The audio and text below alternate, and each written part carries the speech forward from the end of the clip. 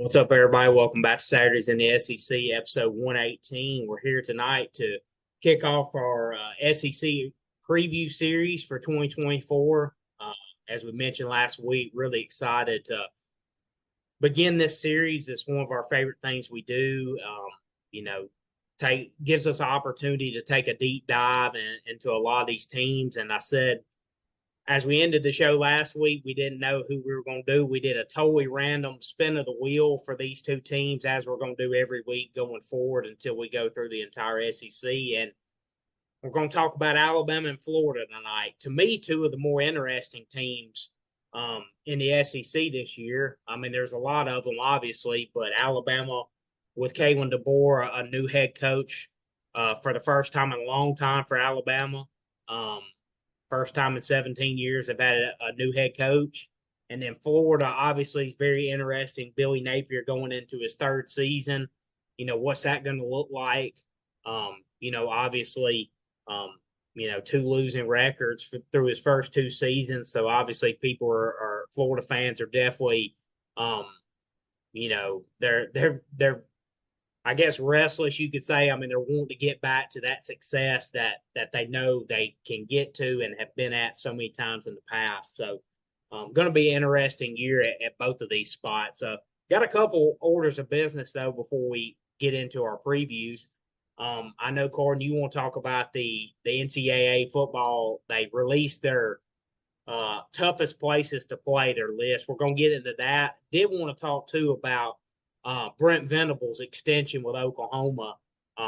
He inked that the other day, but we'll get into the toughest places to play first in college football 25. The game's releasing in less than a month. I know you're excited. We're both excited.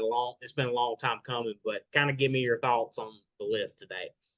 All right, before we jump in completely, want to give a shout out to Tennessee Vols. Won a natty last night in baseball. Congrats to the Vols. Knocked down Texas A&M. And Texas A&M coach Jim Slazenagel, was formerly at TCU, built them up, went to Texas A&M. After the game last night, absolutely puts a reporter on blast for no reason. Said it was selfish. And then he also said he understood why he had to do it. So he kind of went off on a handle, on a tangent, went off the handles a little bit. And now he's the head coach at Texas now. So he made a fool of himself and made himself look like even more of a jackass today when he took the job. So Texas A&M baseball is going to be looking for a new coach. But shout out to them. Had a great season. But anyways, getting into this list, absolutely horrendous job by whoever did it. I understand Cam made a good point. They probably factored in records over the last, 10, 15 years, whatever they used. They probably factored in that. But when you're talking about toughest places to play, I don't throw the records out the window. We're talking about crowd noise. We're talking about the electricity getting pumping through the stadium, fans that impact the game, definitely make a difference on the game and the outcome of the game. And this list right here, starting out with Kyle Field, get out of my face with that nonsense, dude. They're a top 10 place for sure, but number one, if you don't put Baton Rouge Tiger Stadium, number one, all day, any day. I don't care who you are. I don't care what fan base you are. I don't care what conference you pull for. If you look at your schedule and you see Baton Rouge at 6 o'clock or later, you're in for a world of hurt. 2:30 or later, really. But nighttime in Baton Rouge is not a place that you want your team to go and play. Now, it's nice when you win there. It makes it that much better, but that's not a place anybody wants to play. Hands down, number one toughest place to play in college football is Tiger Stadium. What's your thoughts? I mean, the rest of the list, having Auburn at 14, that's not really why I'm that upset about it. I think it's a top 5 place to play, in my opinion. Having Bryant Denny at 2, I think they're more like 6 or 7.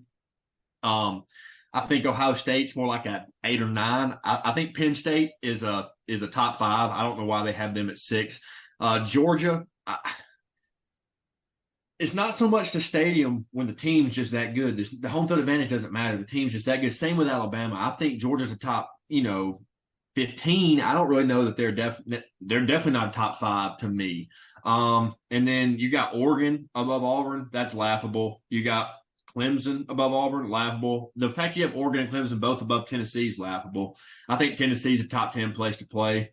I just some of these are atrocious, but number one for sure when the first team I saw on this list was Kyle Field, I knew it was an absolute dog water list. Yeah, I mean, I would definitely shuffle some around. Like I said, I think LSU at one, especially at night, obviously. And I think too, the biggest thing at a point I made earlier too is I think a lot of it depends on the opponent, obviously. Because I Mm-hmm. mean, Jordan Hare versus in the Iron Bowl versus Jordan Hare for New Mexico State is obviously different. Same with all these other ones. Bryant Denny for Georgia this year is going to be different than them against Western Kentucky week one. A lot of it is to do with the opponent. I do think, like you said earlier, a lot of it is to do with like home winning records. You notice a lot of the top teams. The Bamas, the Georgias, the Ohio States, the teams that rarely ever lose at home are in the top five, when reality they should probably be more 7, 8, 9 area. Like I would move Ohio State, Sanford Stadium. I'd move that down. I'd move Bryant Denny down, like you said, about 6 or 7 probably. I move Penn State up a little bit. I obviously would move Auburn up. I'd move Neyland up more. um like you said, the Swamp, I'd move it up a little bit. So yeah,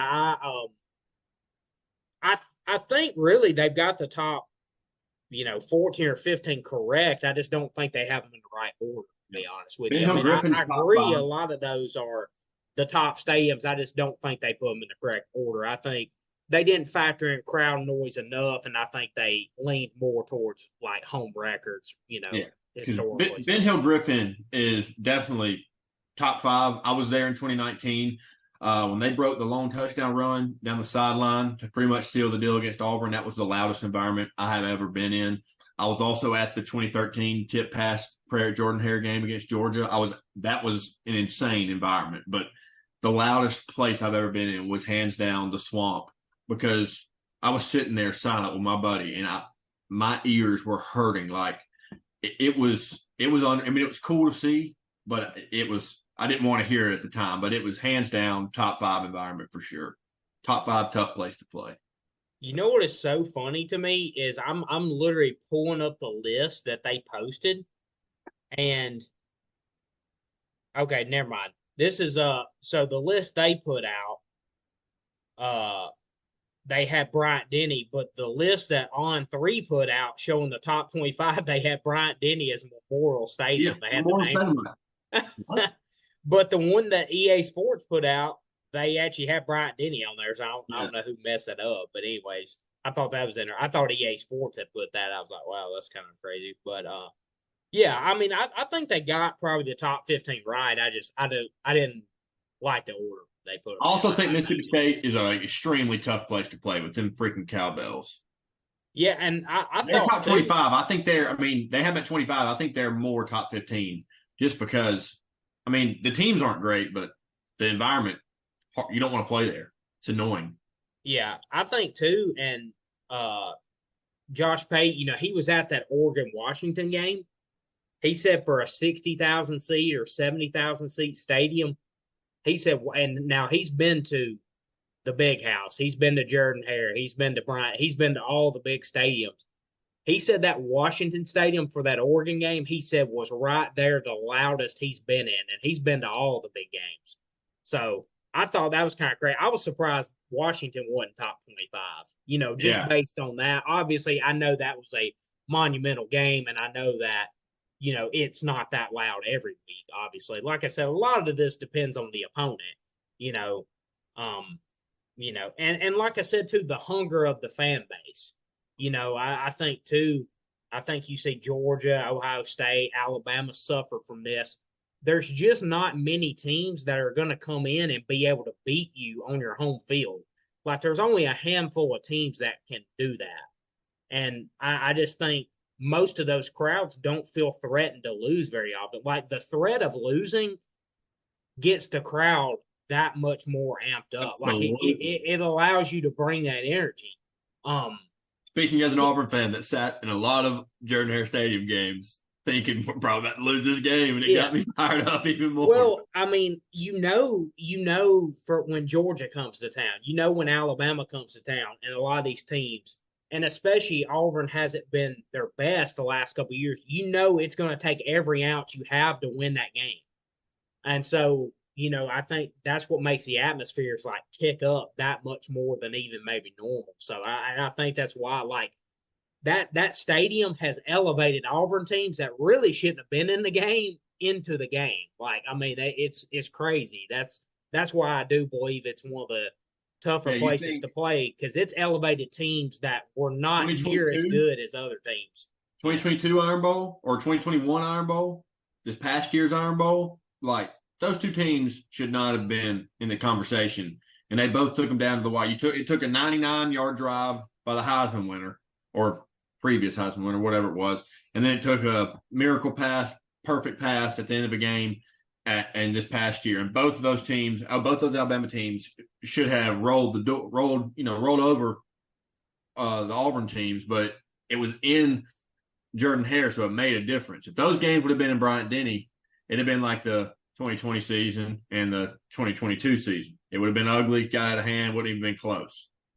Well, yeah, you look at too. I mean, Georgia had to come through with a clutch drive this past season. Kind of same, not exact same scenario, but a game that was back and that was close all afternoon. And then obviously the best player on the field kind of took over, Brock Bowers, and put it away. But like the talent of those two teams was not close, but that crowd obviously made a difference, and that helped Auburn's team. Like the crowd allowed them to. Obviously, the crowd's not out there making plays, but they allow you to kind of give you that extra gear that you might not have otherwise. It makes a difference. It definitely We're does. all like they're humans too.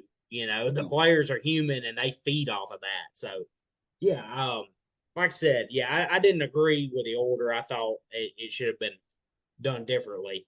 I did want to talk about Brent Venables' extension a little bit. Look, kind of caught me by surprise a little bit. I mean, I didn't expect it exactly. I think Pate made a good point on his show that I kind of wanted to reiterate and made a lot of sense. You think about Oklahoma. This is a university that's had a ton of coaching stability. Have Bob Stoops from 2000 to mid 2010s. Lincoln Riley took over and had really good success there. Then he leaves and goes to USC. And then Brent Venables. So this is only their third head coach since Y2K or before Y2K. Yeah. So I mean, this is a football program that's had incredible stability, and even in their other sports as well. So he kind of made the point like if you trust anybody's instincts on like head coaching hires, you kind of trust the people in Oklahoma. Like they've been about as stable as anybody. So if they feel like this is the right move, go ahead and locking him down, even though nobody's probably coming after him at this time. But at the same instance, if they feel like that's their guy and they want to lock him in, they're a administration you give the benefit of the doubt to. So I thought he made a good point on Yeah, I hadn't even thought about that from that point of view, but that is a fantastic point. I mean, this is their third coach since we were born, which is really wild to think about. I mean, that every other school's had 6 or 7, except for, Alabama and I guess Clemson now. But like in our lifetime, every other school was just rolling through the coaches, and Oklahoma's had 3 in our lifetime. So that's incredible to think about. I had not thought about it in that light. So that's mind blowing. And none of them were let go or anything. Like, I mean, they all left on their own volition. Yeah. Yeah. Bob Stoops, had really good success, won a title early on. He coached until he retired, basically. And then obviously Lincoln Riley gets promoted, has good success. People could say what they want about, the playoffs and stuff, but he won really big there.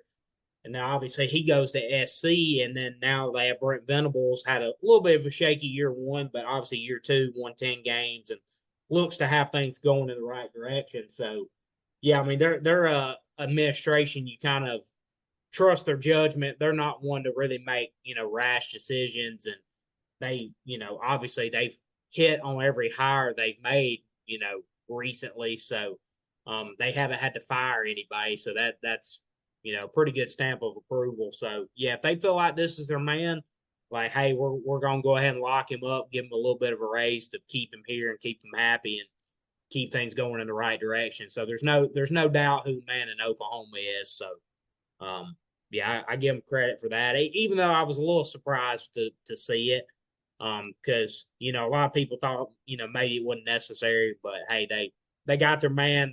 It's a good stamp of approval to let everybody know they're behind him. So Yeah, I didn't think it was necessary when I first saw it. Good for him, got his bag, and I mean he's worth it. He's a damn good coach, but I mean he's only had 2 seasons. I get it. It's a different age of college football. It's a different place. It's not the same program, but I'm going to compare things to Auburn because it's what I know. Auburn did the same thing with Gus Malzahn. Not quite as long extensions, but they did it twice. I know they did it twice, maybe 3 times, but it could come back to bite you in the rear end. I thought maybe it was a little early. I think they're going to be really good this year. I thought if he rolls out another 10-win season this year, then you extend him. I thought it was just a little premature, but like you said, trust their judgment clearly. I haven't thought about it from that light, that trust their judgment. They know what they're doing. The track record shows he wants to be there. I mean, he's an Oklahoma guy. Clearly, he's building the right culture. The turnaround from season 1 to season 2 was, it doesn't happen at very many programs. Granted, it was Oklahoma. They got good players, easier to recruit there than other places. But still, you have to do it. You have to create the product on the field. And so I think it's well-deserved, but I thought that it would come a year or two later. It just nothing bad about it. It just shocked me a little bit. yeah, well, I mean, I got to give them credit. I mean, they did. They hired Patty Gasso, and she's pretty much dominating everything. So Not pretty much. She is the Nick Saban of college football or of college softball, yeah, and honestly, she might end up being better by the time she's done. She might be end up being going down in that sport as the better than Nick Saban is in college football. yeah, she's go. She's go to college softball. I hate she's coming to the SEC because she's coming here to dominate it also. So um, And Texas, and guess who was the national championship game this year? Oklahoma and Oklahoma, Texas. Texas. Yeah. Yeah. So, shout out Patty Gasso to go to college softball. 4 Pete. That's insane. I had to say that. Yeah. And I think that's like her 6th or 7th. Yeah. She's absolutely insane. I'm like, She I know. in 2016. She won it in like 2013 or 14 or something like that. So she's got 6 or 7 of them. Yeah, she's a goat in my eyes. But anyways, yeah, if he can do a tenth as good as Patty Gasso's done, he'll be doing good. Yeah. But without further ado, we're gonna get into our preview series, kicking it off. Starting with the Crimson Tide of Alabama. Obviously, big off season there, the most topsy turvy off season they've had in a long time. I mean, when you have the GOAT and the GOAT retires, obviously big changes. Before I really get into the preview for the 2024 season, I do want to touch on recruiting because it's really relevant right now, especially this month and this past week. Just want to touch on that and give a few comments on Kalen DeBoer and the staff as far as recruiting goes going forward. Obviously, that was the big question when he got hired. This is a guy. Obviously, we know X's and O's wise is one of the best coaches in the country. I mean, he's proven that with his track record. From Sioux Falls to coordinator spots in Indiana to Fresno State to Washington. I mean, he's won everywhere he's been, but he's never been in the SEC. He's never been in this area before. So that was really the one question mark everybody had. It's like, yeah, we know he can coach, but how is he going to adjust to the recruiting? And I mean, early returns are he's adjusting just fine. This month especially, they've been on an absolute tear. I think too, he's put a fantastic staff around him, a recruiting staff led by Courtney Morgan, who's the general manager, who's been at Michigan before, helped put together that roster a little bit. Did the same thing at Washington. Like Courtney Morgan played a big hand in both rosters in the championship game this year. He's come to Alabama and has gotten to serious work. I mean, the guy is insane. I think too with DeBoer, I think he's done a really good job so far of obviously a lot of the infrastructure's in place from Nick Saban. I think he's done a great job of keeping together what's been successful. A lot of the strength staff is still there. A lot of the administration off the field, the strength. I mentioned the training staff, nutrition staff. A lot of that's been left alone. He kept some of the assistants, obviously. He's like, hey, I mean, this is already in place. It's been tried and true. It's successful. We're going to leave it alone, but also bringing in some of his own personnel and putting a twist, because this is his program now. So I think he's done a good job of mixing those two things. I think that's been a big success so far. But yeah, I think bringing in some of his own guys from Washington on the offensive side, keeping, guys like Freddie Roach and Robert Gillespie with running backs, and getting some guys from the South that have SEC coaching experience and that are elite recruiters. I think that's been a big help so far. And yeah, early returns they're going to recruit just fine. Very likely going to end with a top, 3 to 5 class if things kind of shake out. It's a long way to signing day, obviously. Things can change rapidly, especially now. But I did want to touch on that and just kind of say, the early returns are that if they can recruit at this level, I think odds are very, very high that he's going to be extremely successful because, as we all know, recruiting's the lifeblood of your program. And if he's doing that at a high level, I don't think anybody really questions his coaching acumen. I think it's more of this. And the last comment I'll kind of make on recruiting right now, just as it pertains to the staff, I think you saw, and even Nick Saban's alluded to this, his last couple years, I think particularly his last 3 years after that 2020 title, I think his coaching staff's taken a little bit of a hit as far as, because he's even said in interviews that hiring coaches became harder and harder for him. Obviously, people want to come coach under him, but people want assurances that he was going to stay multiple years. Like, hey, coach, how long are you going to coach? And he couldn't give them a time frame and couldn't give them those assurances that he would be there for the long haul. And he said, I think he missed out on some guys that he probably would have gotten earlier on in his tenure. So I think the staff Kalen DeBoer's put together, obviously, people are coming here knowing that, he's going to be here for the foreseeable future. So I think this staff top to bottom is better than the last few Sabans had, just due to that factor of, I think, as he admitted, it became harder and harder to land some of these guys because, he just couldn't make that long-term commitment to them. Now with a new staff and with Kalen DeBoer here, they know he's going to be here, for, like I said, the foreseeable future. So I think it makes it easier to get some of those more quality candidates because, like I said, they know he's going to be here. And I think that hampered Saban his last couple of years. And I think that's why you saw not much. Obviously, they still won the SEC and still made the playoffs, but I think you saw a little tick down in performance. And I think it was a lot to do with, maybe not making some of the hires that he wanted to have just because of his age. Absolutely.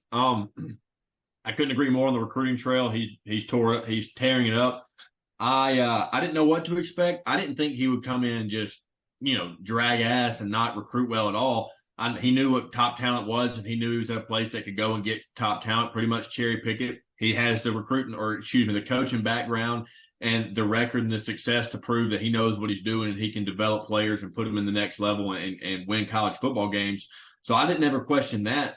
I just was curious if the last 17 years, I'll say the last 12 years, 15 years, is the reason that people are going to Alabama because Nick Saban was there or because Alabama's the program that it is and it became what Nick Saban built. And obviously it's showing people still want to play at Alabama because of that logo. That logo means something. It carries a lot of weight. People wear it with pride and people want to go wear that because it means just you being able to wear that logo and say you're on the football team. That means something to a lot of people. Says a lot about who you are and the type of person you are. So I think people really want to go there and wear that logo and play for that team because, it means something and it's bigger than them.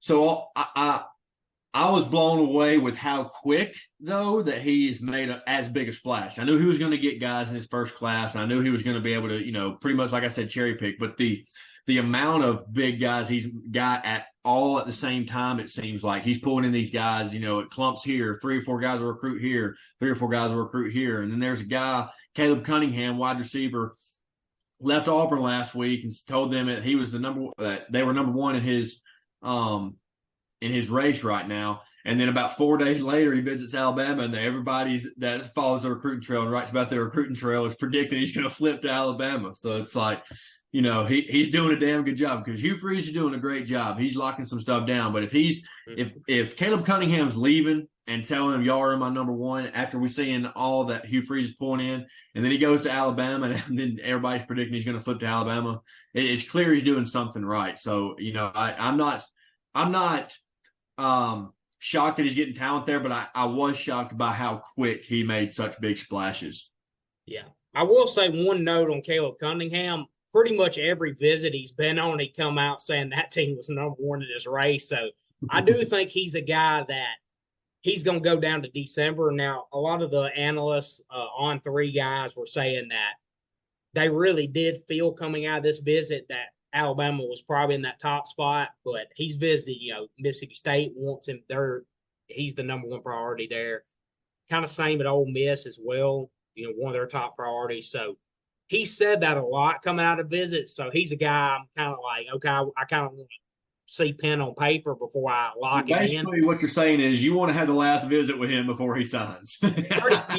pretty much so. Yeah, I want like something firm from him, but anyways, that's something to monitor going forward. But yeah, I didn't want to spend a ton of time on recruiting, but I thought it was so relevant to kind of kick off the preview. Like you said too, I didn't expect this level of. I mean, I knew he would recruit probably top 5, but if they get what they're projected to land, just what they've been crystal balled this past week, I mean, there's talks they could really make a run at number 1. I didn't think they're ranked number 1 in the SEC right now, aren't they? Yeah, I think they're up to 2 or 3 right now. There's a couple teams like LSU, Georgia's like right behind them. It's really very close between 2 or 3 teams right now.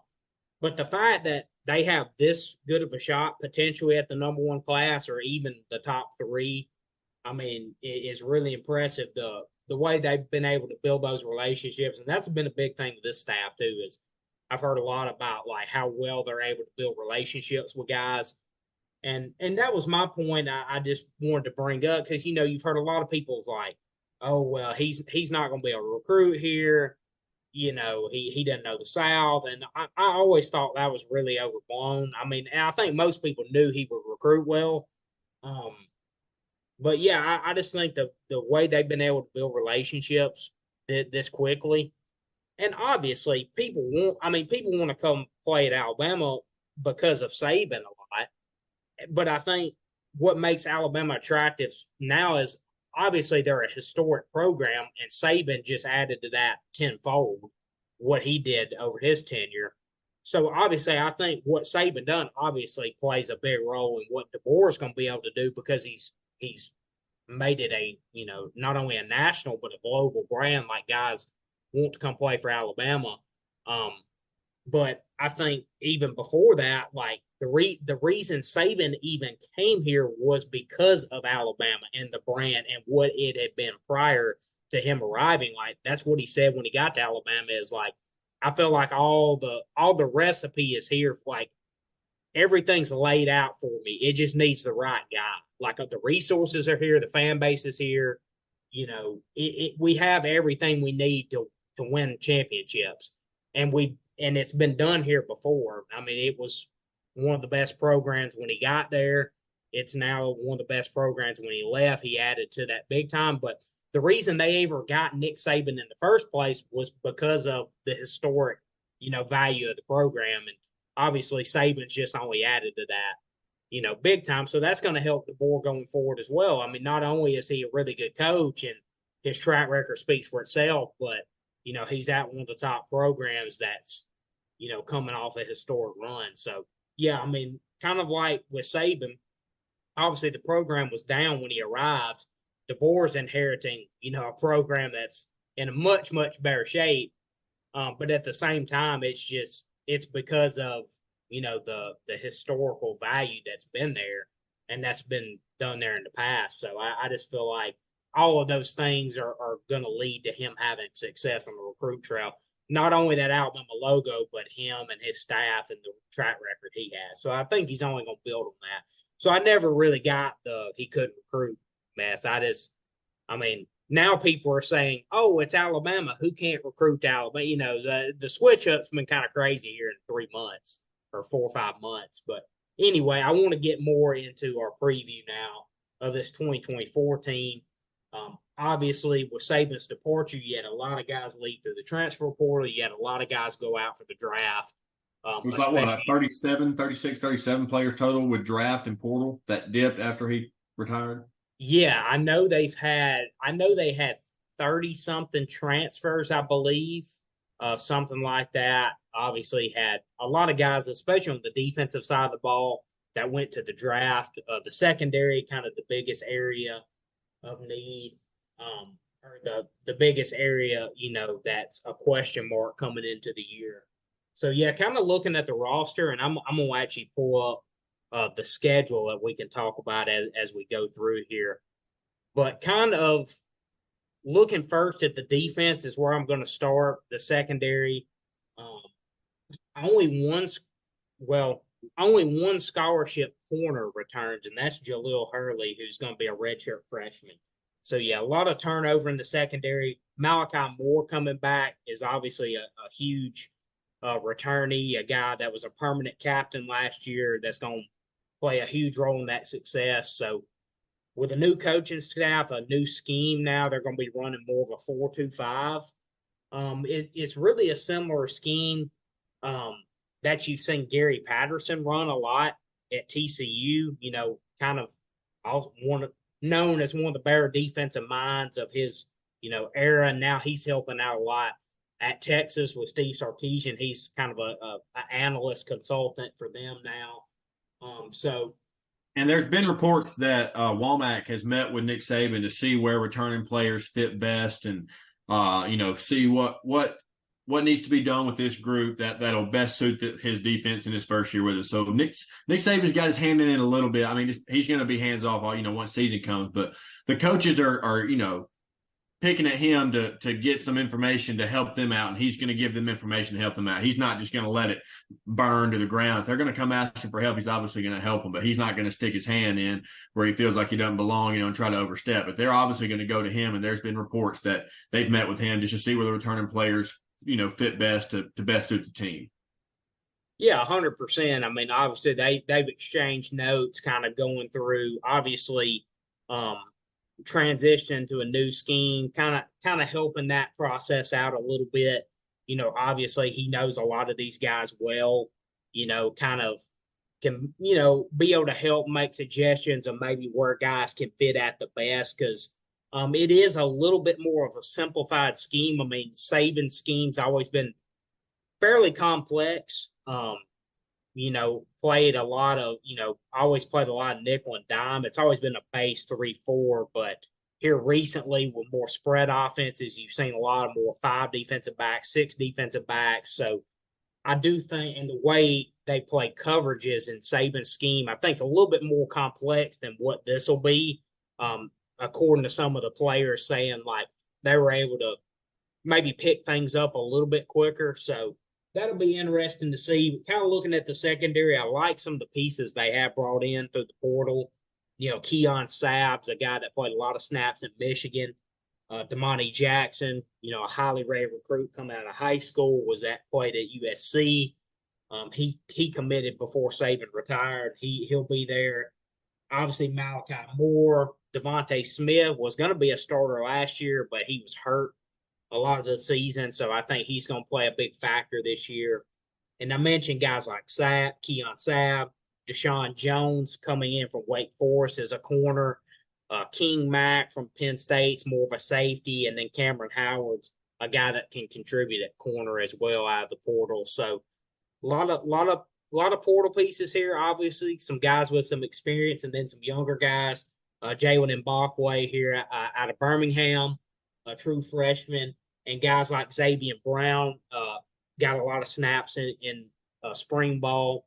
as well as Xavier Mincy as well. So, going to have a contribution of transfers, and some younger guys are going to have some opportunities to play. So, for me, that's the biggest area of question, of concern, you could say, coming into the season. A lot of the pieces from the front seven are back. Um, Jamarian Latham, Tim Keenan, Tim Smith, Damon Payne, Jaheim Otis up front. So I think they're going to have a good depth of defensive linemen to be able to rotate. Obviously, not playing quite as many interior linemen in this scheme. I think you're going to see more. Some guys like Keon Keeley may be able to play that defensive end spot. You got guys like Quindarius Robinson, Keanu Coate that are going to be more your edge rusher types. So I like the front seven, and then obviously Deontay Lawson and Jahad Campbell, probably one of the better linebacker duos returning in the country. So I feel like your front seven, I feel like there's some really good experience there. A lot of those D linemen I mentioned are fourth and fifth year seniors. So I feel like there's going to be a good rotation and a good bit of depth in that front seven. So yeah, to me, obviously, the defense shifting to a newer scheme. I'm curious to see kind of how that adjustment goes. I feel like this is a unit that will be playing their better ball in the second half of the season, because you've got so many new faces in that secondary. I think it's going to take some time to gel. But yeah, overall, I feel good about that defensive front seven. And I feel like they'll be able to kind of help aid things a little bit until that secondary gets their feet under them a little bit. But kind of shifting forward to the offense, and that's something I'm really excited to see. A newer scheme under Kalen DeBoer. I think this season, I believe they're going to be able to adjust to Jalen Milroe's strengths a lot earlier. I think from game one. I think last year with Tommy Rees, you saw, and obviously a lot to do with Jalen Milroe, his first year as a starter. But I think this year, with a year of experience under his belt, and then I believe this staff will be able to utilize his strengths earlier on. To me, last year, the offense really didn't get its footing until that LSU game, is when you saw Milroe a little more decisive with his legs. I think that's a point of emphasis they're going to use early on. And I'd like to see them, I want to see him be more decisive in the run game earlier on this year, now that he's got that year of experience. So I think they're going to be able to get the most out of him. And I think this is going to be a really great, change for him. I think he's going to thrive under this staff. Getting Caden Proctor back out of the portal was huge. Tackle was going to be an area of concern, and him coming back definitely alleviates that a lot. Tyler Booker, Jade Roberts at guard, I think had the chance to be dominant. I think once Roberts was inserted into the lineup last year, you saw the offensive line really play their best ball. Parker Brazelford coming in at center, had a great year at Washington last year. I think he's going to slot in there nicely. So I think this offensive line has a chance to be one of the better ones in the country. The quarterback room led by Jalen Milroe, I think is really deep, really strong, with Ty Simpson behind him, Dylan Lonergan, Austin Mack. So quarterback room I'm really excited about. Same with the running backs. Justice Haynes, Jim Miller, I think those guys are ready to burst onto the scene and kind of lead that group, and got some really talented young guys behind them. And then kind of looking at the receivers with Kendrick Law, Kobe Prentice, the two main guys returning. Jeremy Bernard's coming over from Washington out of the portal. And then behind them, they're going to need some young guys to step up. True freshman Ryan Williams, I think, has got a chance to make a big impact early. A guy like Caleb Odoms, a really big-bodied freshman receiver. And then you got guys like Bubba Hampton, Amari Jefferson, Rico Scott, some young guys that are going to have a chance as well. And then some second-year guys like Cole Adams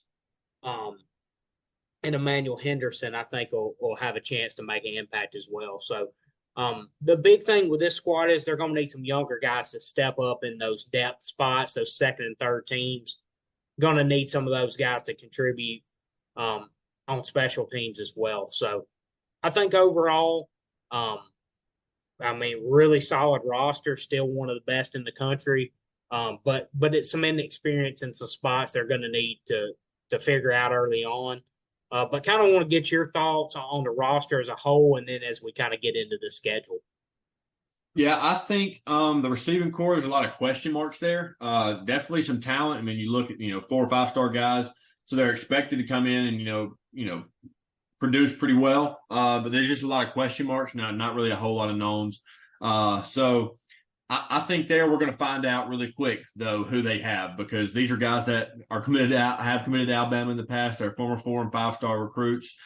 So I think they're going to thrive in this system. I think we're going to find out who they are by week 3 or 4. We'll know all their names. So I don't think it's going to be that big of a deal at the wide receiver position. But I do think that the defensive backfield is what's going to be the biggest question mark the first few weeks. And I think that's the toughest thing about them having Georgia in their first 5 games, because like you said, LSU was game 6 last year. And you said that I believe it was game 6, maybe 7. And you're right. That's really when they found their stride. Or was it 5? What week was that? 5 or 6? It was at least, it may have been like 8, because we always play LSU first week in November. So yeah, but I thought for some reason it was earlier than that. But yeah, I mean, anyway, I think it's tough that they draw Georgia in, because Georgia's going to be able to toss the ball around. We all know how they can run the ball, but they got arguably the best quarterback in college football in the backfield, so they're going to be able to throw it. So it is beneficial that Bama's coming off a bye week before Georgia, but it's going to be tough with a secondary full of question marks and a lot of guys that aren't truly proven. But their defensive front is going to be fine. Like I said, Kane Womack's been meeting with Saban, and he's going to have his hand in some things to help him out. So I don't think that they're just going to be seeing ghosts out there defensively and not know what to do and not know their assignments. But I think it's going to be a huge test. Obviously, it's Georgia, but I mean, you'd rather have that game week 6 or 7 than week 4. Yeah, I mean, I do think I think you make a great point with that for sure. I will say I think with Georgia, obviously they haven't lost a regular season game in 3 years, I think, but it seems like the games they do struggle in are in those first 4 or 5 weeks. So I think on the other hand, obviously a tough test for Alabama with a young secondary and their first real big test of one of the most elite quarterbacks in the country. But I think Georgia will probably be in the same boat figuring out some things with their roster. I looked, I believe it was 2 years ago, they had a really close call at Missouri, who almost beat them. That was, I believe, in September, early October. Last year at Auburn, they struggle. That game was earlier than it normally is. I think it was late September, early October. 2021, they opened up with Clemson and only won 10-3, I think. So, I will say that, like, Georgia, they're hard to beat anytime when you've won, you're undefeated in 3 straight regular seasons. Obviously, you're really tough to beat. But pretty much all of their close calls have come in the first half of the season. Like, once they get rolling late October into November, they're tough to beat. Also a fair point. So I do think, while it's an advantage for Georgia, I think that's going to be Alabama's better time to beat them as well. Like, if they do pull it off, I think it'll help that game's a little bit earlier. I think both teams will be figuring out a lot about themselves early on. As you said, Georgia doesn't have as many questions, though. And it's Kalen's first SEC game, prime time. Man, that's going to be all eyes on that game, man. Yeah, it's going to be insane, man. I might break the month of September viewership records. Yeah, I've looked at tickets for that game. Might be a little rich for my blood, but man, I love being there for that. Man, it's going to be electric. Can't wait for that. Like I said, I think both teams will be figuring a lot about themselves at that point.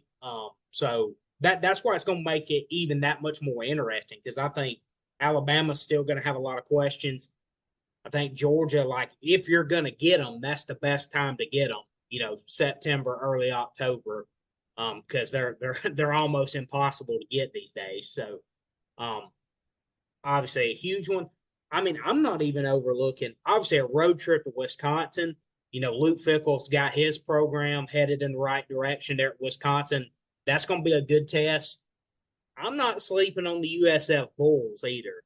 I was looking today. I was very interested. Obviously, one of the ugliest games in the history of Saban's tenure last year at USF. The weather was bad. The quality of play was bad. The turf was bad. It was just bad all the way around. We had 3 lightning delays. I mean, it was just one of the few times I've probably been miserable watching the game of football. It was a bad product. But this USF Bull team is legit. They're third in the AAC odds to win the conference. And with the new playoff format, I mean, this could be a legit playoff contending team. Like, if they win the AAC, they could be in the playoffs. Could we have a playoff preview September 7th at Bryant Denny? I mean, it's possible. Alex Golesh, man, at USF, he's got that program. I think he won 9 games last year, I believe. He's got USF headed in the right direction. I guess I can say pun intended, but he is a Josh Heupel disciple.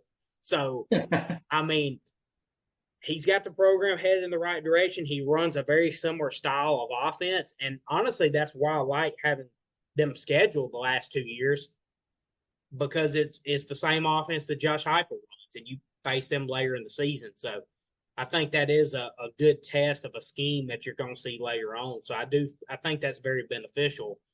But the USF team, that's a solid squad coming in. Same with Wisconsin. So you are going to have a few tests in those first 3 weeks before you get to Georgia, which will be nice. But kind of looking, later on in the schedule here, I tell you what, it doesn't get any easier. Obviously road trip to Vandy, you feel pretty good about getting South Carolina at home. But then that mid-October stretch to the end of the season, being at Neyland Stadium, Missouri, not an easy homecoming game. Missouri won 10 games last year. I think they're going to have a chance to do that again. And then you're at LSU and at Oklahoma in November before the Iron Bowl. So, obviously, with the expanded schedules this year, it's the toughest schedule they've had in a long, long time, maybe ever. Tough road slate, especially. So, kind of give me your thoughts on that back half, and then kind of what you see as a record projection. Yeah, the back half of the season, obviously after the third Saturday in October, it's you can't take a week off. I mean, maybe Mercer, but other than that, it's balls to the wall, big boy football. Missouri, I think, is going to be good again this year. I don't know if 10 wins again, but if they're playing them, at Missouri, I think it'd be a little bit tougher, a little more of a scare. But yeah, going to Tiger Stadium, that's going to be brutal. Kalen DeBoer, I don't think he's ever been in an atmosphere like that. It's going to be a late night game. I just have a feeling. Oklahoma's going to be good. I think they squeak away with that. And then, the Iron Bowl can always turn into whatever. It could be a crap shoot, or it could be a shootout, or it can be a, low scoring bloodbath, or half the stadium's leaving early because their feelings are hurt. So you never know what to expect with that game. But I think Bama goes 10-2. I don't care who their coach is. You're playing Tennessee, Missouri, LSU, Oklahoma, and Auburn, and you have one bye week in between all that, and 1, 2, 3 of them are on the road. I mean, and then you factor in Georgia. I think Georgia's going to win. I don't think it's going to be a blowout or an easy game by any means, but I think Georgia's going to come out on top on that game.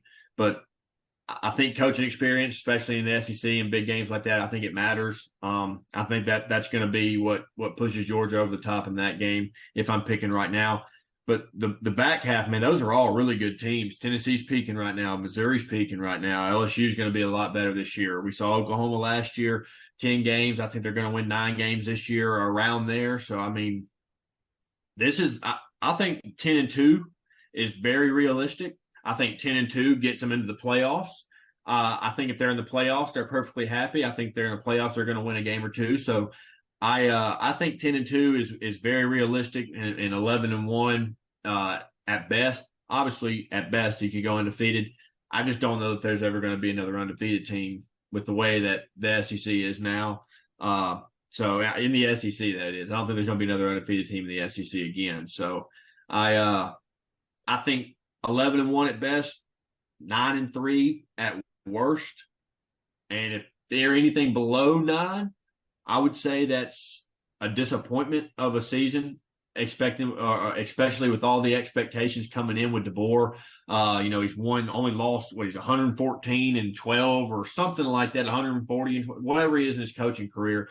So with all the hype coming around, he's hitting the recruiting trail hot coming in. He ain't slowed down at all, just keeping the thing going. What we've been talking about.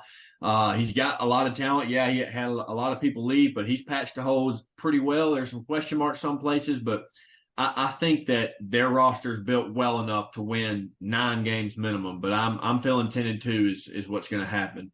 If I'm putting money on it today, I'm betting 10-2. Yeah, I agree with it. I've kind of felt that, for a while, kind of looking at the schedule, like you said, getting Georgia early, obviously, I mean, the top team in the country currently. So I think, having those early tests will be helpful, whether it's in that game or later on in the season. What getting a time is the couple. Wisconsin game? It's 11. It's a big noon kickoff there. So That's like I said, beneficial for Alabama. what's that? I'm sorry. That's beneficial for Alabama. Yeah. I mean, obviously too. I think in getting it in early, getting in mid-September, the weather, should be very good up there, very comfortable. So it's not like you're going up there in mid-November, or anything like some And the temperature big team. difference from 12 o'clock to 6:30 or 7:30 is a lot different too, I would believe. Yeah. I think that's definitely going to be helpful for sure. But I expect, Camp Randall, it'll be rocking for sure with the Tide coming into town. And like I said, Luke Fickell, I really like him as a head coach. I think he's got them going in the right direction. So they'll definitely be a solid test, no doubt about it. Um, but yeah, I feel like 10-2 is a good, realistic, solid number. Like you said, I think 9-3 is kind of the floor for me. I mean, I don't see them being worse than 9-3 personally. The roster's too good for anything worse than that. Yeah, I just feel like 9-3 you could definitely see because the schedule is tough enough. Like Georgia at LSU, at Tennessee, at Oklahoma, Missouri. Like there's some tough games on there. I don't see anything worse than 9-3. To me, that's the floor. I mean, obviously 12-0 is the ceiling, but I don't see any SEC team personally going undefeated in the regular season. I think 11-1 is probably the best. So yeah, I would say 11-1 would probably be the realistic ceiling. 9-3 the floor, and I got them right there in the middle at 10-2 as well. That just kind of seems to me a reasonable, realistic kind of spot with the schedule and all the new changes with the coaching staff. And like you said, I think 10-2, especially with this schedule, I think gets you in the playoffs. Depending on what everybody else does, I feel like they would be on that 7-9 seed range, depending, kind of like I said, because your top 4 is going to be conference champions. So yeah, I feel like anywhere from that 7-9 range, it feels about right. Maybe higher than that if it depending on how things shook out. But yeah, 10-2 is kind of where I've landed with this. I'm like you. As of today, I would pick the Georgia one as a loss. I do think with it being early, I do think with the Bryant Denny crowd, I think that's going to be one of the best atmospheres that we've seen there. Probably since that 2019 LSU game. I think it's going to be one of those top tier atmospheres that we, rarely get because of the quality of competition coming in with it being a night game. too, and obviously Alabama and Georgia being such a big rivalry over the last 6 to 7 years. But I would pick Georgia as of today, and I think they split that series between Tennessee and LSU. I think they lose. I think they go 1-1 there. I think they win out everywhere else, and I'm landing on 10-2, and I think that will be, if they're 10-2 and kind of playing their best ball going into the playoffs, I think you would have to feel pretty solid about that. Yeah, and I'll say again, and I've said it 100,000 times. If he goes 11-1 or 10-2 in his first season, that is fantastic because Nick Saban would probably go 11-1 or 10-2 in this with this schedule right here. I mean, hell, Nick Saban went 11-1 a lot of times. I've said it 100 times. Nick Saban only went undefeated 2 times in his career at Alabama, but he won 6 natties. So if he loses a game or 2, it's going to be okay. It's not the end of the world. There's still a chance for Alabama to win a national championship. Yeah. I mean, it's not just Alabama fans either. I mean, it's every fan base. If a team is in the hunt and they lose one game, which granted Georgia got kind of bumped with it last year, and Florida State didn't lose one and they got kind of hurt. But last year was a strange year when it came down to how many unbeaten teams there were, or how many one-beaten teams or one-loss teams there were.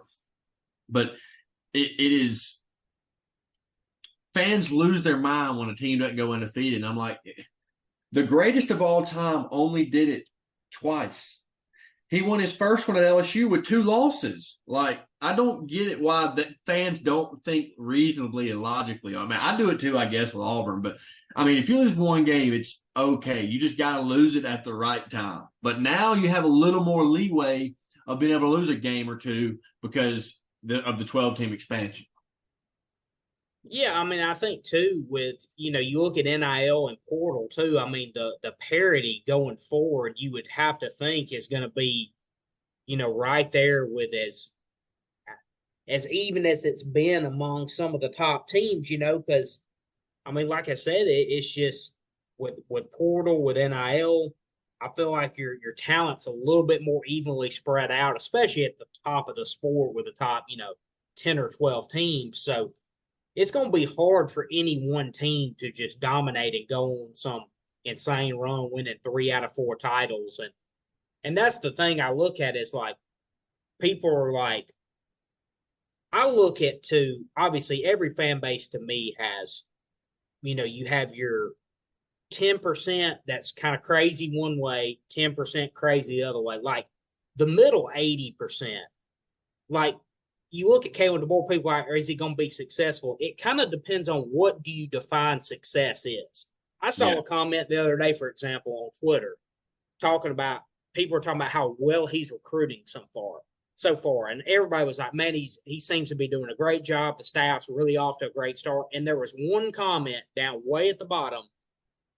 A guy was saying, well, call me when he wins 6 out of 11 titles. And I'm like, you're fringe 10% one way, you're fringe 10% the other way of your fan base. Like, I'm not really worried about their opinion. There's always going to be some crazy takes from your outside, fringe part of the fan base.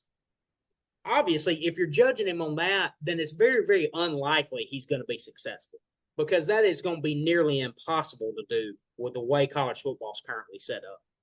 But if you're looking at it reasonably, there's very, very high chance he's going to be successful. And I think 10-2, 11-1 will be very, very successful this year because that's going to get you in the playoffs. And if they're peaking at the right time, they have a chance to make a deep run. I don't know what more you could ask for in year one of a new regimen, regardless of what the state of the program is. But I'm like, it depends on me, what do you define success as? And I think obviously there's going to be some people that if he doesn't match what Saban did, he's a failure. Well, that's just crazy. Like, you have to have reasonable expectations. And to me, 10-2 is a very reasonable expectation. And basically at the end of the day, that's what I have him at right now. So, well, I mean, that dude's an idiot because Nick Saban didn't even win 6 out of 11. He won 6 out of 12. Yeah. So, I mean, that's the thing. It's like, I mean, yeah, if you're comparing him to Saban every step of the way, and it's just There He's was just never not one really, before him. There'll never be one after him. He is one of one. That's why he's the greatest. That's why everybody wants to be him, because nobody can be him. Nobody can replicate what he did. It's why all the greats are the greats, because it can't be redone. yeah. Never So duplicated. yeah. So basically, I'm saying have reasonable expectations, and that goes for everybody, not just because obviously Georgia fans have high expectation what Kirby Smart does, and they should. But even going forward, man, it's gonna be tough to even replicate, what he's done to this point. I mean, obviously, it's only gotten tougher. So that's what I'm saying. Like, you do have a little bit more leeway now with the 12 teamer, so you don't have to be necessarily perfect. But yeah, long story short, I feel 10-2 it's a good middle point for me going into the year, and like I said, I think that'd be good enough to get to the playoffs. Absolutely. Now let's jump over to Florida. Now, sorry, Florida fans, we made you wait this long, but we're gonna get into it now.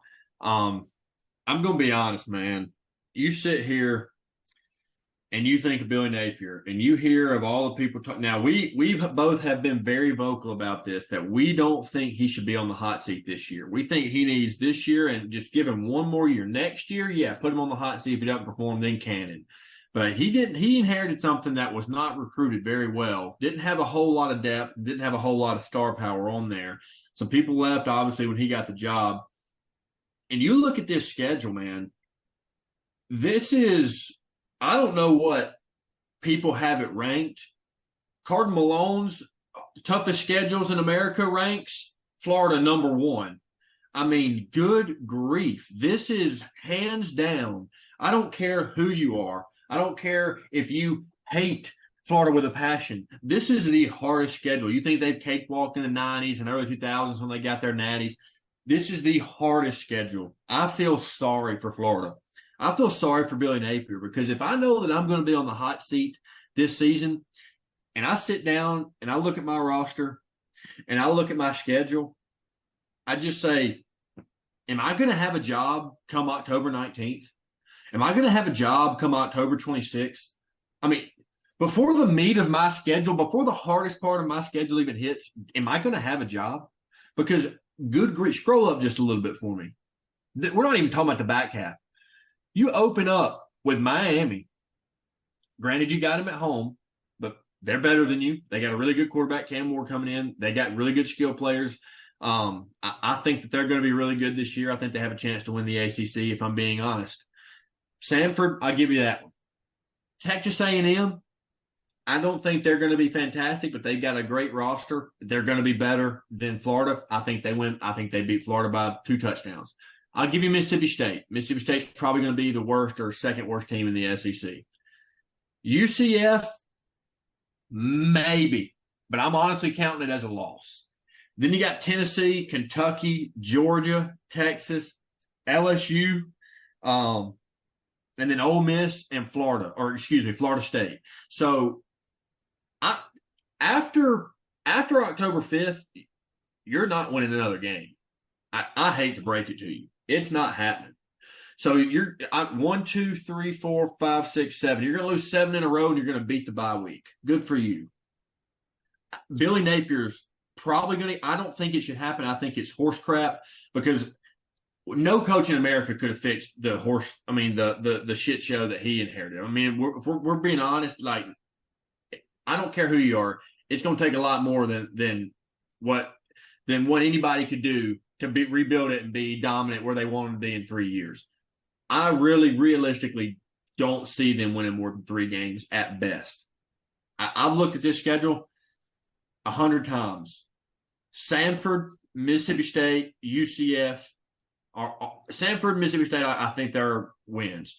UCF, Miami, maybe, because it would just be a Miami thing of late to do, but I think Miami's going to win that game. So Mississippi State, Samford, UCF, maybe, because they got some people on offense. I mean, Graham Mertz returns. You did lose Pearsall, which that hurts, but they got Eugene Wilson, I believe is his last name. he's expected to be the new go-to guy. Kid's a They stud. say he Yeah, reminds I'm people. high on him. Yeah, people are giving him a lot of comps to Percy Harvin, but they did lose Princely Milavin or on their defense. They lost two of their best cornerbacks to the transfer portal in the defense. They got some guys in through the portal, but man, they really just don't have the depth to last a full season at the new SEC to compete in every game. I think that they're going to be embarrassed come November and after. They're definitely going to be embarrassed, but I don't think they're going to win another game after October 5th. I don't think they have a chance. Yeah, kind of getting it. Obviously, you I make a hate to lot of be a Debbie Downer, but I'm just being as real as I can be. you make a lot of good points with their schedule. There's only two teams on their schedule that they have better odds to win the championship in. So I'm looking at FanDuel's betting odds to win the college football playoff national championship. They have higher odds than only two teams on this schedule, and that's Mississippi State and Samford. That's it. That's the only two. UCF's got higher, A&M's higher, Miami's higher, Kentucky's higher, obviously. So I mean I can say with I don't have the other November schedules in my hand in the history of college football, but I feel very confident saying this is the hardest November Yeah. schedule in the history of the game. They play in a 5-week stretch, no bye weeks from November 2nd to November 30th. They play Georgia, who has the best odds to win the championship this year. They play Texas, who has the third best odds. They play Ole Miss, who has the sixth best odds. Then they play LSU with the seventh best odds.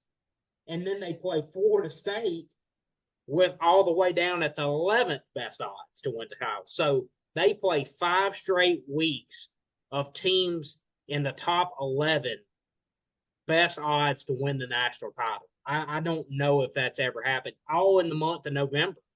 Like that is. Go ahead and take that SEC championship date on. I know it's on every team, but they can go ahead and take that off theirs. That ain't happening.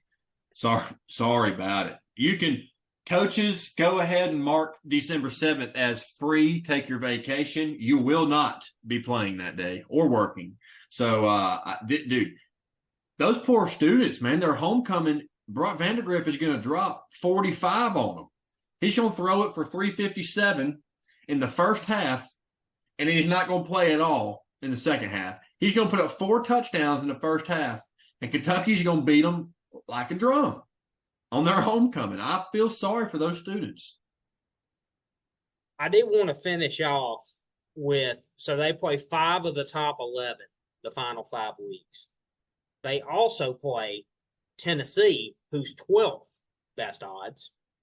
They also play A&M, who's 14th best odds. And they also play Miami, who's 16th best odds. So they play 8 of the top 16.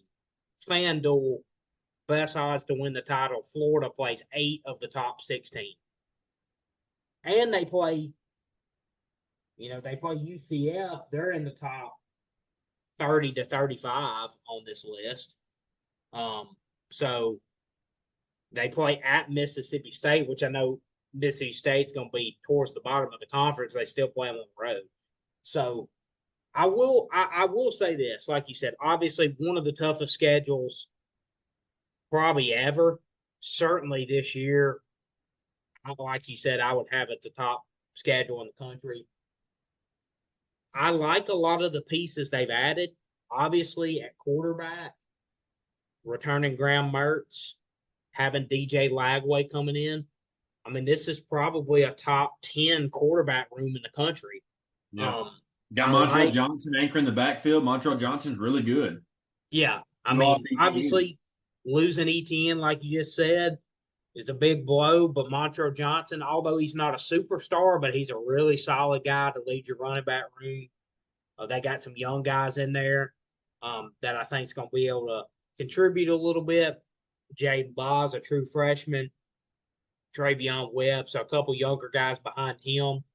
Um, the receiver room, you mentioned Eugene Wilson. I'm really high on him. I think he's a guy that can really burst on the scene.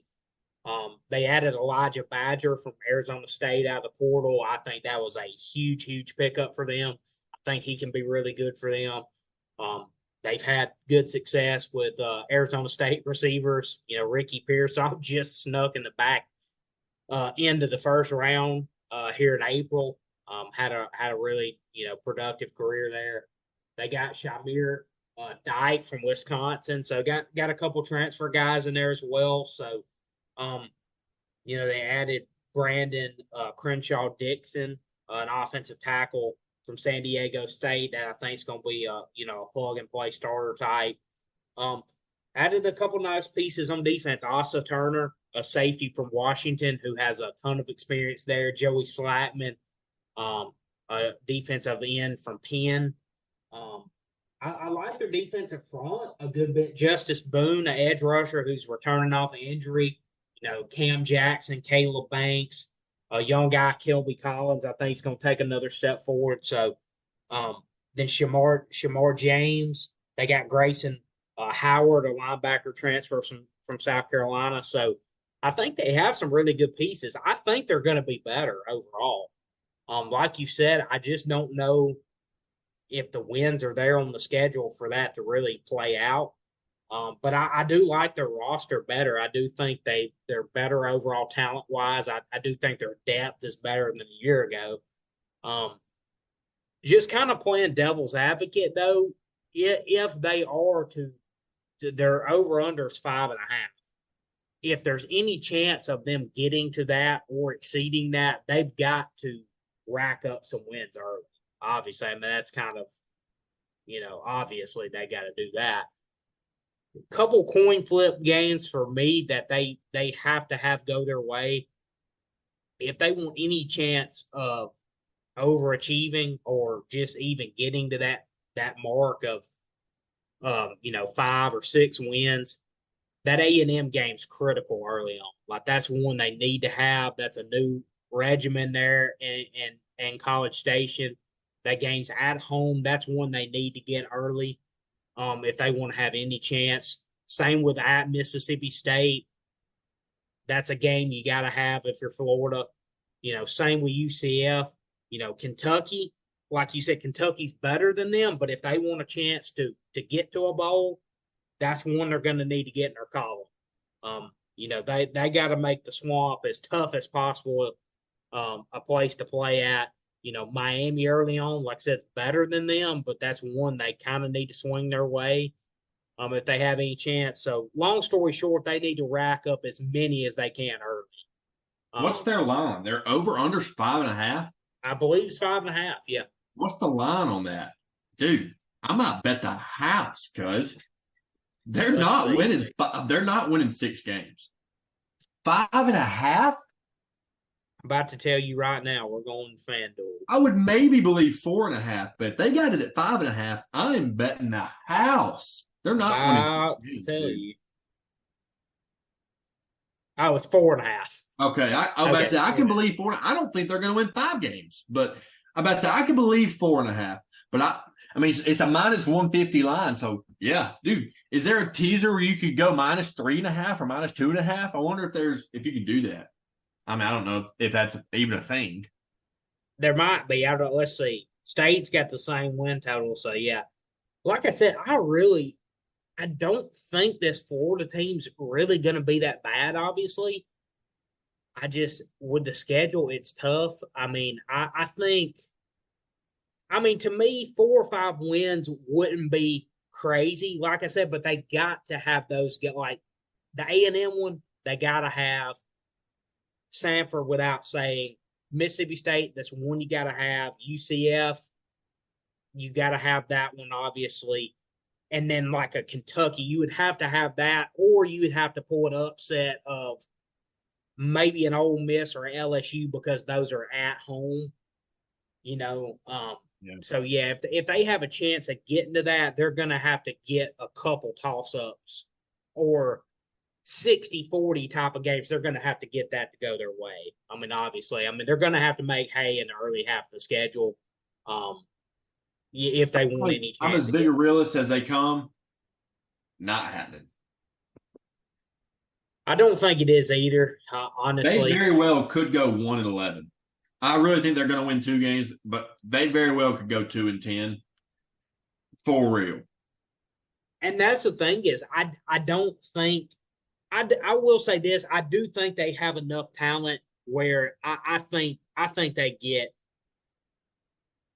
honestly, I think they get 4 or 5. I just think they've got enough there and they're good enough at quarterback where I agree. I like I Graham. think they do get enough to go their way. Like I even with a tough schedule, I just can't see them being like 1 or 2 win bad because I do think they are better. But like you said, I don't see a bowl probably. But yeah, I would probably go. I'll probably go 5. I think they find a way to get to 5. Sanford, UCF. I think they get State. Maybe they find if they get A&M. I don't know, man. It's tough. It's hard to find wins on here. I'll be honest with you. I'm kind of playing devil's advocate a little bit, but um, yeah, it's tough. I mean, obviously, it's one of the tougher schedules I've ever laid eyes on. But I Yeah, do think they're making positive strides, and like you mentioned early on, I do think um, I want to see him get another run. I don't think he should be on the hot seat right now. Um, if things go the way we think they may go, he probably will be or be fired one. But I really do think I think he's a solid coach. I mean, people feel good about the infrastructure he's building there, yeah. but I He, just don't know if he's going to get the time. I think the jury's out on their defense was 69th in total defense last year. I mean, I I don't see them being that much better on defense, especially looking at their schedule. I think numbers are going to be inflated because of the offenses that they're having to go against. I think they're probably going to be 75 or worse this year defensive wise. They lost some of their returning talent to the portal. And they got some guys and they tried to patch holes best they could, but I mean they weren't great pass rushing last year and they lost their best pass rusher. So I think they're going to struggle defensively big time. I think their offense is going to be good enough to keep them in games, but I don't know that they're going to be good enough to outscore all these opponents and all these high-powered offenses they're playing. The defense is what really I have a lot of question marks about and what really scares me about them. So best case scenario, 4 wins to me. Realistically, I think they're going to go 3-9. Man. That's We've I seen it mean, happen before. I don't. The Auburn team was about this bad, and they went 3-9 in 2012. And this is a way harder schedule than that. Their roster is probably a little better than that Auburn team, definitely at the quarterback and skill position spots. But this schedule, man, golly, 3-9, 4-8 at best. Man, I'm that's not trying to tough. be I mean, mean. I'm being as real as I can. yeah. I mean, I don't disagree with you really. I'll go 5-7. I think there's enough there that they do pick I think off you're a little rich. a couple. Yeah, I mean, like I said, I'll go 5-7. To be honest with you, like I said, I do think I do think the quarterback. I mean, Graham Mertz coming back, I think it is big. I think they maybe pick off a couple of these at home. That's probably a little better than them, honestly. But I think they rise to the occasion a little bit. But like I said, I mean, 3 or 4 is certainly very possible. I mean, 5 is kind of being generous, to be honest, and it's not really an indictment. I mean, obviously, it's not a loaded Florida team, but it's not a horrible roster either. It's more an indictment on the schedule than it is to them. Um, but I'm pulling for Florida, man. I really am. I hope I want to see them do well this year. I do like Napier a lot, but it's going to be tough sledding, 100%. Absolutely.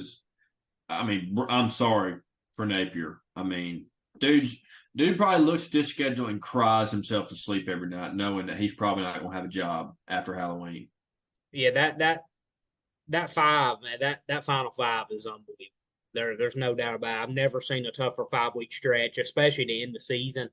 And Um, he might not even coach in any of those games. That's what I just if he loses to A&M, Mississippi State, UCF, Tennessee, and Kentucky all in a row, I think he's canned. If he beats Mississippi State and he wins UCF and then loses Tennessee, Kentucky, he's still there for Georgia. But if he loses every game after Sanford, I think he's gone before he ever coaches against Georgia. I don't think he sees the world's largest cocktail party. Dang, that'd be tough. I think he finds a way to win more. I think he makes it through. I don't know if he'll make it to 2025, but I think he'll at least make it in November. But we'll see. I'm So you pulling for don't him. I really no am. bowl game for Florida. I don't think they make a bowl game, obviously. Man. Well, I mean, I've got him at 5-7, so I don't have him in the bowl either. But yeah, I think five is probably the absolute max. But we'll see. I mean, they're very they have to interesting. have a bowl game, or do you think they have to make a bowl game to save his job, or do you think they have to win a bowl game to save his job? I mean, honestly, I think if they win six, he might stay. Honestly, I think Okay, if they make all a right. bowl, he may stay. Okay, so just say he loses to Texas A&M, and okay, he beats Mississippi State, UCF, but his loss to Miami is by 2 touchdowns. His loss to Tennessee is by a touchdown. His loss to Kentucky is by a touchdown. Loses to Georgia by 2 or 3 touchdowns. Loses to Texas by a field goal. Loses to LSU in overtime. Loses to Ole Miss by a touchdown or two. Then loses to Florida State on a last-second field goal. Does he get fired then because they're so close and it's the product and it's how we performed and how the team looked? Or do you think, regardless, if the record says 3-9, 4-8, he's gone? You don't think the product matters at all? I'm asking. I mean, I do think it matters. Honestly, my gut feeling today, I think he makes it to 2025. Okay. I don't know what this season's going to look like. To be honest with you, I don't think win loss wise it's going to be great. I just want to see a more disciplined team. I want to see them take a step forward. Like I want the product to be better. I don't know why. Gut feeling. I think he's here in 2025 because to I me, think he should be. I think he should be. But the way things are trending and what people are talking, I just don't think it's going to happen. But I think he should be there in 2025, regardless of what happens this year. yeah, I just think I think you got to let him get a chance with DJ Lagway. I mean, that's his quarterback that he Yeah. brought in. I want to see him get a run with him, but like I said, I don't know, man. I just don't know exactly what they're thinking. Obviously, the rumors outside of Florida are already swirling. Have been since last season that he's on the hot seat. He's on the hot seat. You know, according to people inside Florida, it does not feel the way it feels on the outside. So, you know, I think they do have a good internal belief. So I don't know. I think the performance will be enough for him to make it. Just sitting here today, now that may change on October 19th if the product looks like crap and he's 1-4 or whatever, 1-5, whatever. Then I'll probably change. But I want to see how they look early on. Can they win a couple of those coin flip games and you know maybe have a little bit of momentum going into that last stretch? We'll see. But yeah, it's gonna be tough. I like you said, I hope he gets a real run at it. Yeah. I just, after Halloween, tough sledding. Yeah. They're like I said, I really feel this. These are two of the more interesting teams I kind of want to see this year. Like I do want to see what Florida looks like, what their product looks like how much closer are they to really competing, and do they have a chance to surprise? I mean, you never know. I mean, that's why you play the games because some of these teams may not be as good as we think. I mean, the final five I feel confident will be, but you never know. Maybe A&M's not quite as good. Maybe Kentucky's not quite as good as we think. You never know what could happen. But yeah, I'm very curious to see both of these teams. I think two of the more interesting ones for me going into 24. Be excited to kick off our preview series this year. We'll be back next week previewing two more all the way through all 16 SEC teams, kind of leading us into mid to late August and into the season. And we just really appreciate everybody tuning in. Be sure to follow us on Twitter at Saturdays_SEC. Like I said, be sure to leave comments and give us a like and subscribe on YouTube. Really appreciate that. Be sure to reach out, give us your thoughts, and look forward to coming back next week to break down two more. Thank you, guys.